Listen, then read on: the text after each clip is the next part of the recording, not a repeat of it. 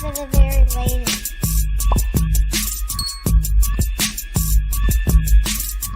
I had a question, man, about your album, man. So I do remember that one dude was interviewing you, and after I listened to the album, he had mentioned about the cohesiveness of it, like, you know, you didn't have a whole bunch of producers and everything. So I gotta ask, did you produce your album, man? No, I didn't. I had two producers. One of them is Kapellmeister. Yeah, he's dope as hell, man. Like he produced half of it, and then Rick and Thaddeus, they're popular producers. They did a few songs on there too. But no, I don't actually produce. That's probably like the last element of hip hop I'll have to tap into, because of course I do the DJ, the writing, and then the graffiti. I got to do the graffiti too, right? What's up? Right. Yeah, right. Hey, you listen. You on the right path, brother. I promise you are. Hey, first of all, listen. I'm so glad that we got an actor. Yeah. You know, because me and Trem and Walt, we gonna be doing doing skits and movies soon. You know what I'm saying? Yeah.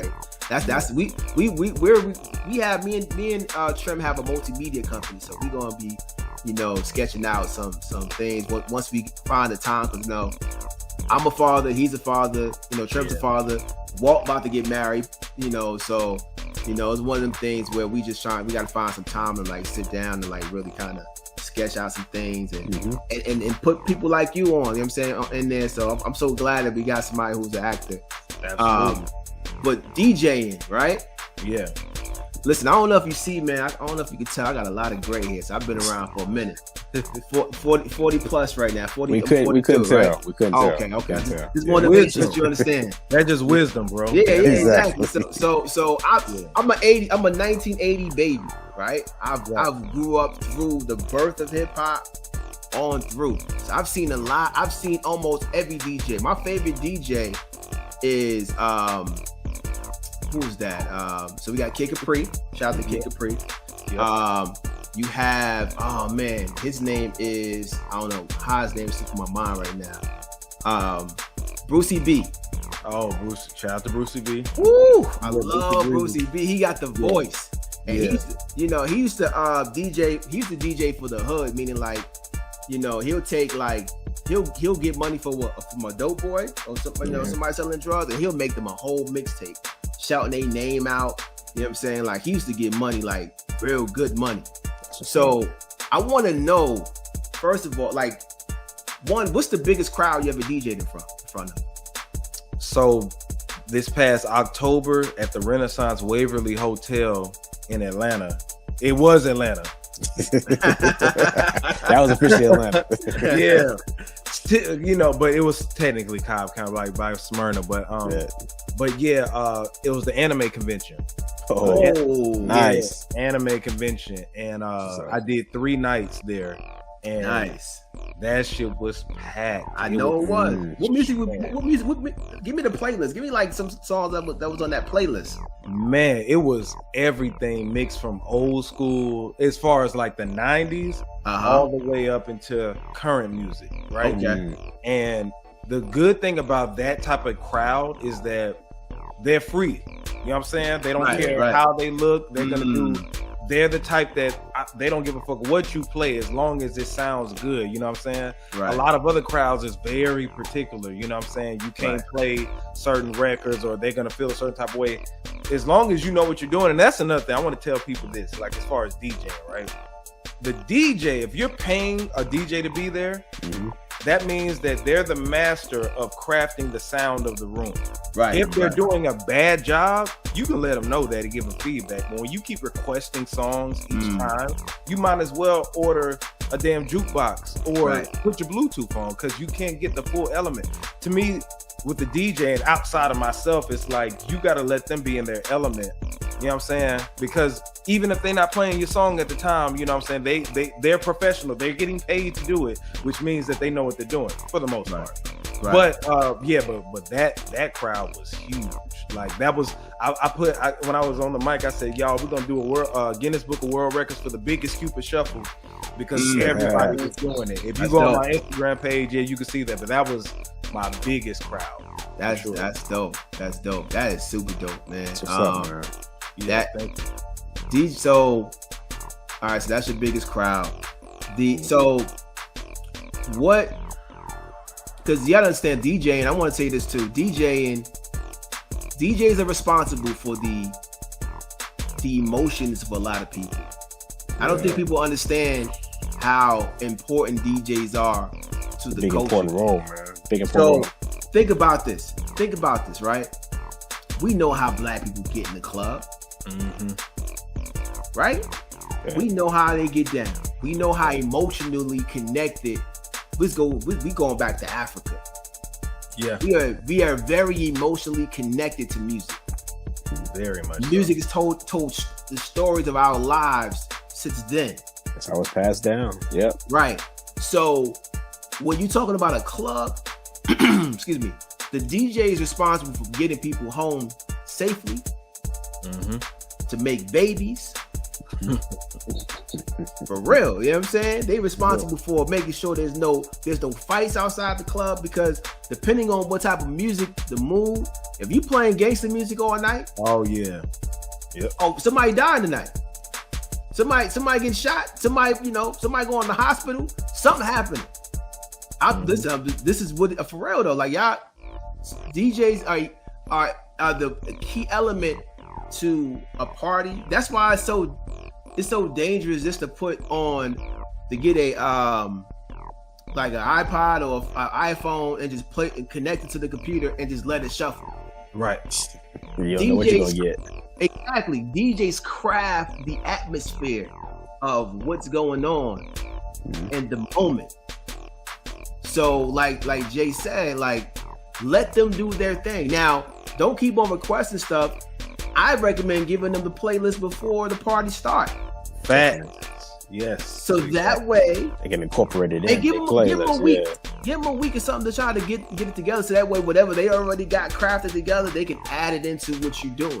What they doing. So yeah, I mean, like I said, it's good to hear that DJs still take their craft seriously. Oh yeah. You know what I'm saying? Oh yeah. So top 5 DJs. Top 5 DJs. Man. I ain't gonna lie. One of my line brothers, he's a great DJ. Personally, like, cause I be thinking about DJs like I actually know. But other than that, I would say Kid Capri for sure. Nice. Cause I actually saw Kid Capri live. Oh, I'm jealous. I'm jealous, bro. I'm so jealous, man. Oh, yeah, he was here during A3C Atlanta. Wow, that's what's up. Yeah, Kid Capri. I'm trying to think who else. That's on the bucket list for me to see him live, bro. Yeah, because it was like when I found out it was him, I was like, oh shit. And the way that he was able to just mix those records and stuff like that, incredible. I would say I love, like, shout out to DJ Yella. Shout out to DJ Yella for sure. And let me see who else. I would say, because it's just a whole lot, and I can't just. It's hard to name a lot of DJs, like, you know what I'm saying? Because with me, when I've seen him, like I've seen Kid Capri and I've been there with him, right? But D Nice, like D Nice is dope. Yeah. But I've never been there. Right. I was with him during the the quarantine. Right. But I can only go by DJs that I've like actually been there with. You. And I can tell you, DJ T Money, shout out to DJ T Money from Jackson, Mississippi. A lot of folks may not know him outside of that area, but I can tell you in my college days, he turned it up. You know what I'm saying? Like, I go by DJs that I'm actually around. DJ PM, shout out to DJ PM. He's on this shirt right here. You know what I'm saying? Well, That's dope. Yeah. So, yeah, man. But overall, like, of course, you got the industry DJs, but like I said, Kid Capri, I've seen Kid Capri. You know what I'm saying? So, I'm so jealous, bro. I'm so jealous. Hey, well, y'all got any favorite DJs, man? Because you know what? I want to take this time to give some love to the DJs, because they don't really get much love. I don't think so anyway. Absolutely. Y'all got some? What I was going probably with Flex, man. I like Flex. Flex, Funkmaster Flex? Yeah, Funkmaster Flex is dope. Flex is important to the culture of hip hop. Yeah. And the reason why I say that is because he's been there for a lot of iconic moments. You know, with a lot of beefs. Because I mean, obviously I got a New York shirt on, so you know, I was in New York. Like, I was raised up on Master Flex when it came to like hip hop music. He was there, and a lot of times, a lot of important moments, like the Jay-Z and Nas beef.